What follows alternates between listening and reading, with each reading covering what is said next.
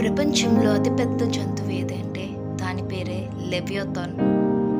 దీనికి సముద్రాన్ని అల్లకల్లోలం చేసే శక్తి ఉన్నది. దీనిని దేవుడు సృష్టించారు.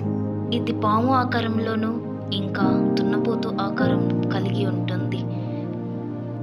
ఈ జంతువు కోసం బైబిల్లో రాసిన వచనాలు ఏంటంటే సామ్స్ 104:25-26 వరకు, జోబ్ 41:1-34 వరకు, సామ్స్ 74:14 వరకు, ఏషియా 27:1.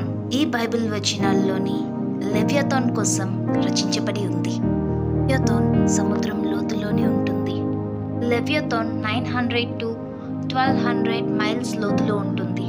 ఆ జంతువు కూడా అతి భయంకరంగా అతి పెద్దగా ఉంటుంది. దీనికి అనేకమైన తలలు ఉన్నాయి. లెవియథాన్ ఏమొంచి సముద్రం మృగమని కూడా చెప్పవచ్చు.